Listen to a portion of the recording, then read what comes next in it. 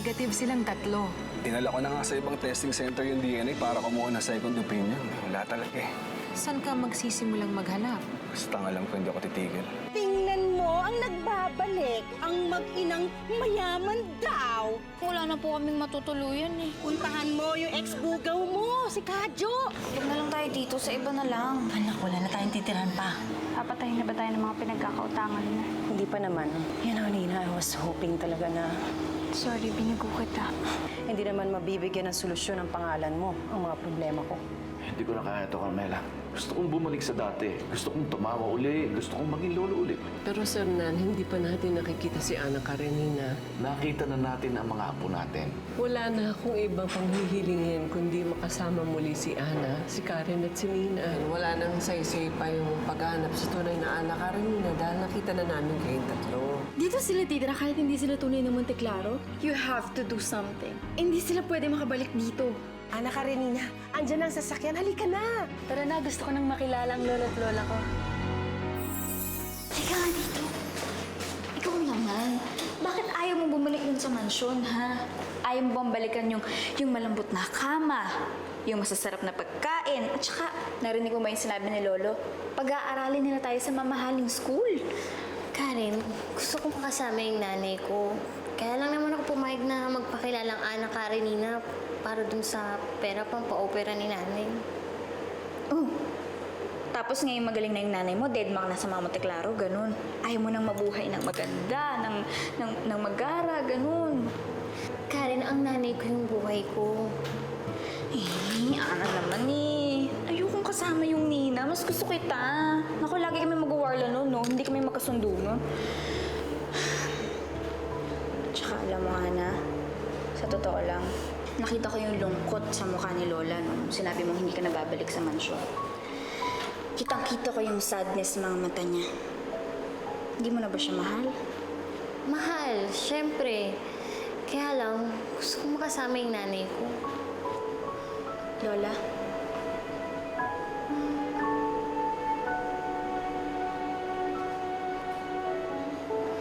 Lola.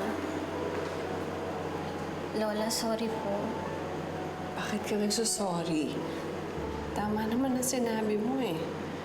At the end of the day, dapat naandun ka sa nanay mo. Lola, mahal ko din naman po kayo eh. Gusto ko rin po kayong makasama. Parang totoong lola na po yung turing ko sa inyo. Kaya lang po hindi ko kayang iwan yung nanay ko eh. Kasi kung mahal ko po kayo, mahal na mahal ko po yung nanay ko. Naintindihan kita, Ana. Nagpapasalamat nga ako sa nanay mo eh. Pinayagan kong makasama namin kahit sandali.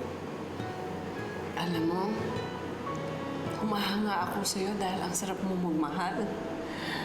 At yung pagmamahal na yan talagang binibigay mo ng todo sa nanay mo.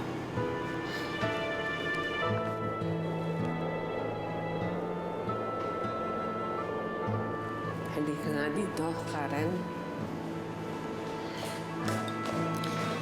Basta itong 300 nyo, ha?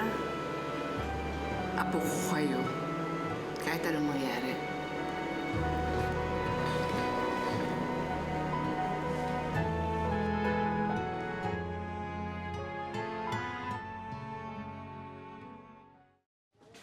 Oh, naayos mo na ba lahat ng gamit mo dito sa bag, Angel? Ate Onay, Ana Karenina.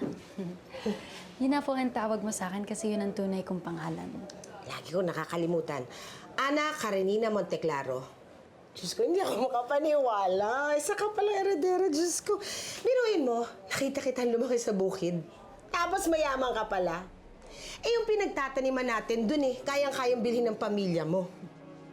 Ikaw nakakatampo ka Hindi mo man lang sinabi sa akin na hindi mo pala tunay na tatay si Cho Andres?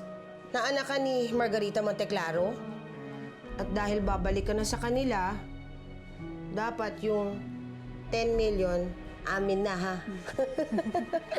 Oo naman, Ate Onay. Kaya na nagpalaki sa akin eh. Tsaka kulang pa yun sa pag-aalaga mo sa akin. Ay nako, tama na yung drama. Halika na at baka mami maiwan tayo ng barko. Halika na. Dapat bukas ng umaga nasa Maynila na tayo. Dapat makausap ko na rin ng lola at lola ko.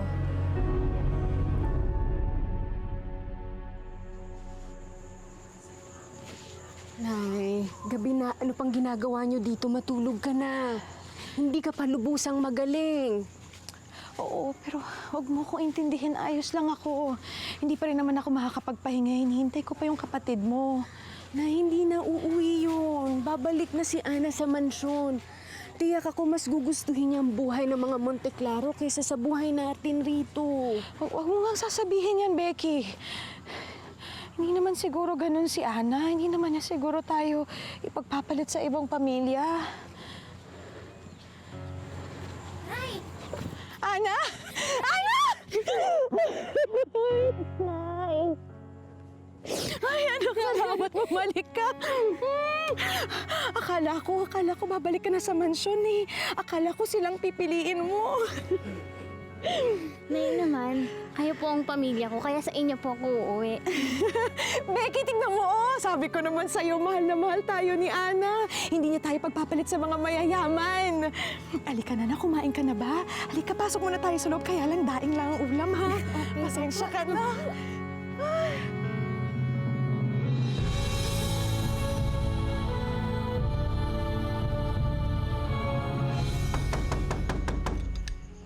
Sandali lang.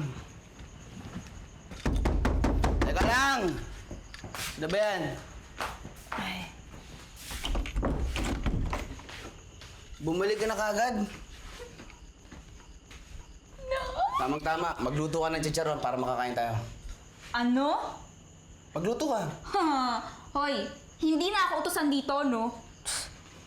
Nay, mag-impake ka na. Goodbye, kahirapan na tayo ulit. Babalik na tayo sa mansyon. Anak, magandang balita yan. Sabi ko na nga ba, effective talaga yung pagsiksip natin. Goodbye na kahirapan. O teka lang ha, mag-iimpake na rin ako ha. Hoy! Teka nga, may narinig ka bang kadyo sa mga sinabi ko? Nanay ba kita? Hindi kita isasama, no? Hindi mo ako isasama? Matapos ko kayong tanggapin dito sa bahay? Aba Karen, ang dami ko nang ginawa sa inyo mag-ina. Kapag binabastos yung nanay mo, sino nagtatanggol? Ako, di ba? Oh, ikaw? Bakit? Pinagtatanggol ko rin naman ng nanay ko, ah. Ah, talaga ah. Nangaaway ka nga eh. Pero pag pisikalan na, tumatakbo ka. Ang bilis-bilis mo tumakbo, kumakalipas pa, parang bata. Kadyo. Oo, di ba? Kadyo! Karen, huwag na kayo mag-away. Para mas masaya, bakit hindi mo nalang pakiusapan sila Sir Sernan? Sigurado ko, papayag naman sila isama natin si Kadyo eh. Ha? Ay, ayoko magsama ng lasenggo doon. Eto pa, eto. Naku, manggugulo yan doon na. Ayoko, nakakahiya. Nakakahiya pala ako ah. Oo. O pues Susi, mag-break na tayo. Sumama ka na lang dyan sa anak-anakan mo. Sandali lang, Kadyo, huwag ka nabibiro ng ganyan. Hindi ako nagbibiro. Mamili ka. Yung bubwit na yan ako. Kapal ng mukha mong gumanyan eh, no? Siyempre, ako pipiliin ng nanay ko. O, no? sa'yo ng nanay mo. Kesa sa'yo. Ha? Nay, di ba ako, Nay?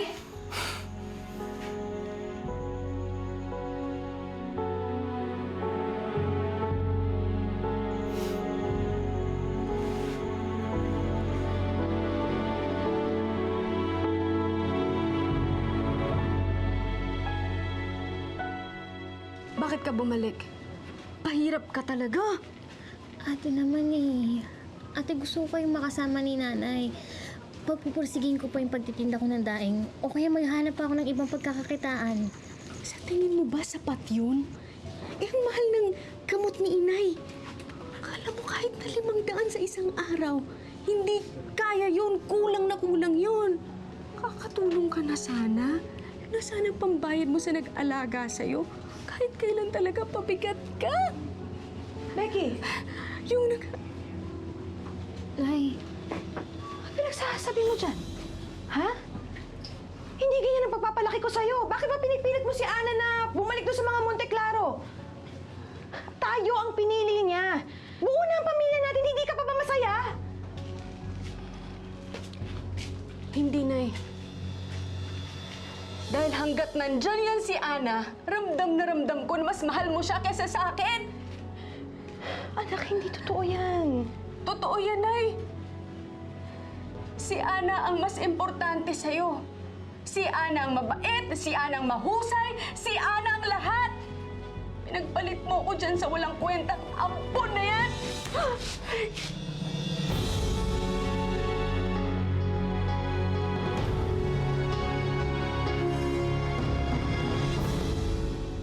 I'm sorry, Nina, that you have to do this. Okay lang po. Madali namang pakisamahan yung mga Monteclaro eh. They're good people. At isa pa, They love you. Alam mo na ibigay nila sa'yo yung mga bagay na hindi ko naibigay. Ma, stop it. Ayoko na ng drama bago ako umalis. Sige na, mag-i-empake na po ako.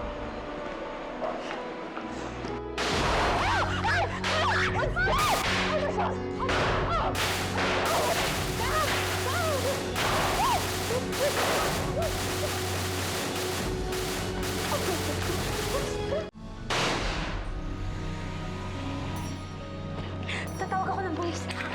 No. What are you doing? Mami, kailangan natin ng tulong. Kailangan matigil na to. Tatawag ako ng pulis. Ba't ka muna? Baka mamaya mas lalo pang gulo kapag ka tumawag tayo ng pulis. Mami, kailangan natin ng tulong. Kaya tatawag ako ng pulis whether you want it or not. Dali na. Please, down. Hello, Police Department. Tulungan niyo po kami, Nandito kami sa Green Plains po. Opo, 24-27. Pakibilisan po, please.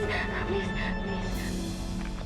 Karen, huwag ka na naman magtampo sa akin.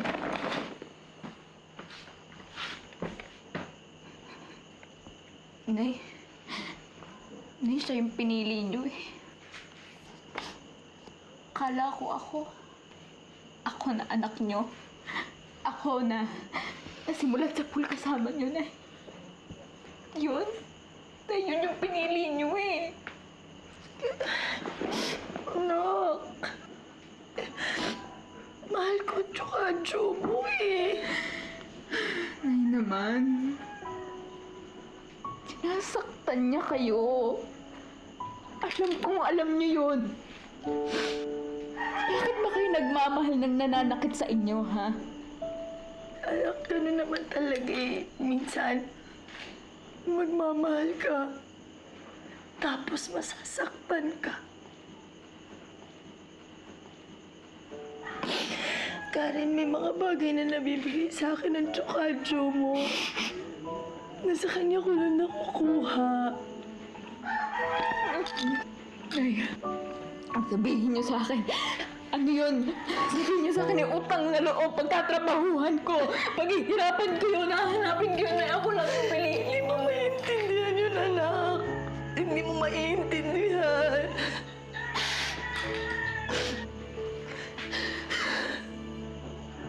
Siguro nga, kaya mas pinili niyong sumama dyan sa kadyong yun. Sige, Nay. Dito na lang kayo. Samahan niyo yung Huwag mo rin. Huwag mo naman ako iwanan. Karen, huwag mo naman ako iwanan. Nay, kalimutan niyo na ako. Aalis na ako. Anak! Karen!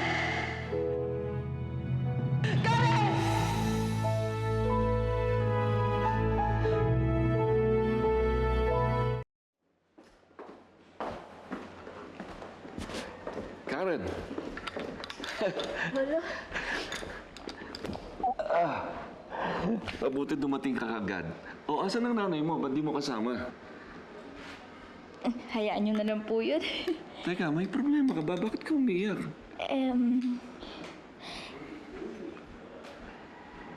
Bakit?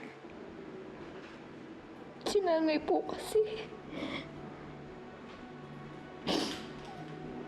Pinili niya po yung boyfriend niya kaysa sa akin. Eh, ang sama-sama kaya nun. Lagi po yung lasing. Pero ang sakit eh, kasi ibig sabihin mas mahal niya yung kadyong yun kaysa sa akin.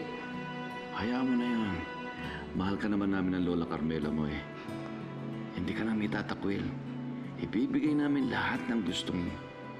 At susubukan namin pantayan ang pagmamahal ng nanay mo.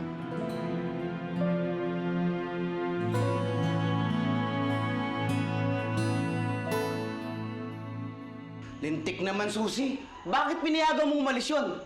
Ha? Wala man lang ba tayong mapapala sa pagpapalaki doon? Kadyo naman, huwag ka na magalit. Galit na nga si Karen sa akin eh. Eh, nakakabwisit ka kasi. Ha? Wala ka man. Dapat pinira mo na yung mga Monteklaro eh. Pambayad doon sa pagpapalaki kay Karen. Yung 10 million. Makukuha mo pa ba yun? Paano nga makukuha? Eh, hindi nga si Karen yung hinahanap nilang apo. Walang pabuya. Hindi pwede to. Kailangan may mapala tayo kay Karen. Ang tagal na akong iniinis nun. Hindi pwedeng ni 5 wala tayong makuha.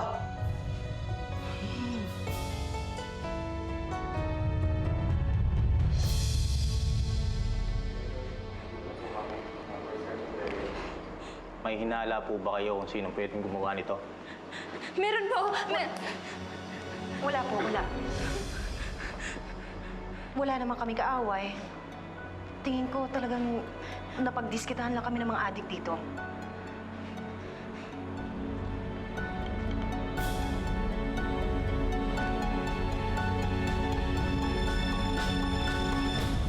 Itimos mo ako! Mali! Balikan mo na dun si inay! Ate! Ate! Ate, huwag ka na umalis! Ate, kaya kong tanggapin lahat. Kaya ko tanggapin yung mga sinasabi mo na ampon lang ako, na wala akong kwenta. Ate, kaya ko yun, pero huwag mo kaming iwan ni inay. Huwag ka na umalis, ate! Ano ka ba, Ana? Ha? Ano ka ba? Manhid ka ba? Hindi ako kailangan ni inay. Ikaw! Ikaw ang gusto niya, hindi ako! Ha? Kaya aalis na ako. Ayoko ipagpilitan ang sarili ko sa nanay na ayaw ako. Ate, hindi naman totoo yan eh. Ate, mahal ka ni inay. Ate, mahal ka. Talaga? Ha? Talaga? Bakit hindi niya ako pinipigilan? Ha? Bakit okay lang sa kanya na umalis ako? Alam mo kung bakit? Ha? Dahil sa'yo! Kahit anong gawin ko, hindi niya ako mamahalin ang katulad ng pagmamahal niya sa'yo hanggat nandito ka! Kaya magsama kayong dalawa! Ate! Ate! Ate! Ma, bakit ka nagsinungaling sa mga pulis kanina?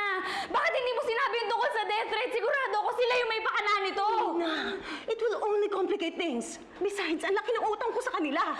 So, gano'n na lang yon.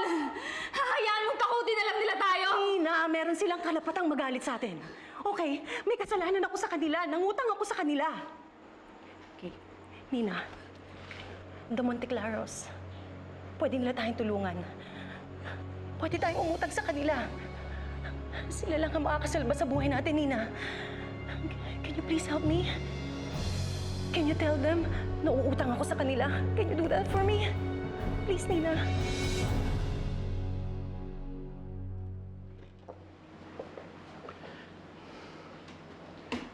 Naayos na lahat yung gamit ni Karen. Pinahanda ko na rin yung kwarto ni Nina para anytime na dumating siya rito, meron siyang magagamit. Ah, si Ana pa rin ba iniisip mo? Ha? Hindi mo naman maaalis sa akin isipin si Ana eh. You know how much I adore her. Masaya naman ako nakasama niya nanay niya, pero nalulungkot ako kasi wala siya sa atin. Carmela, may dalawa pa naman tayong apo eh. Don't forget about them. Yung longing mo kay Ana, ibigay mo na lang kay Karen at kay Nina.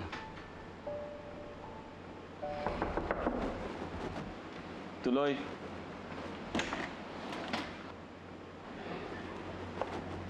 Hello? Karen. Sabi po kasi ni Manang Berta, iniinom niyo daw po ito bago kayo matulog.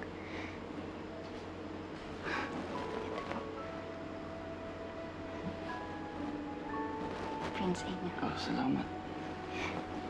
Mag-good night na rin po sana ako. Good night po. Good night. Sige po.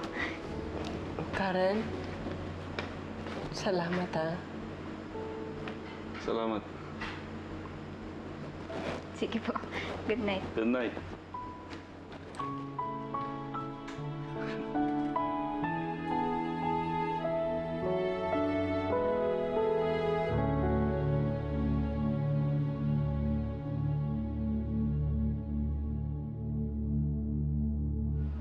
Nina, welcome back. Thank you, Tito Abel. Bakit parang hindi ka masaya na bumalik ka dito?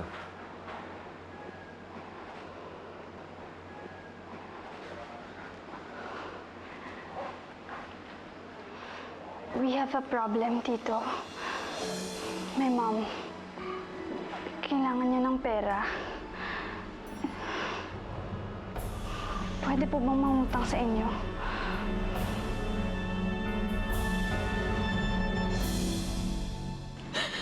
Ano pa yung nagawa ko, Ana? Dapat talaga hindi ko siya nampalang ate mo eh.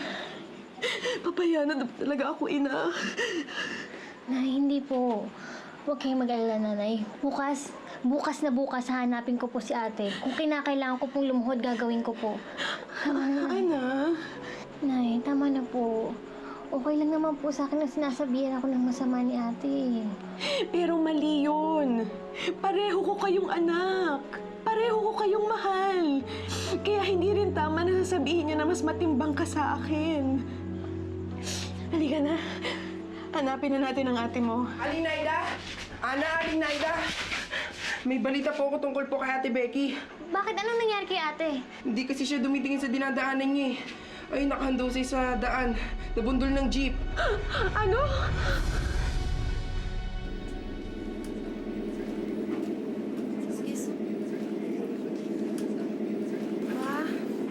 Tignan mo nga naman, Angel, oh. Ay, Ana Karenina pala. Ito pala si Maggie, nanganak dun sa Safe Haven.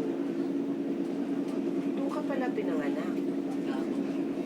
Ibig sabihin nun. Pero okay lang yun, Insa. Kahit anak ka sa pagdadalaman. Ang mahalaga, mayaman ka na din. Para kasi Cinderella. Biglang yaman, di ba? Ay, hindi.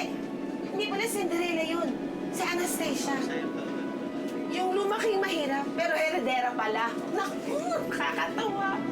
Pagdating natin sa Maynila, magiging mayaman ka na. Prinsesa ka na.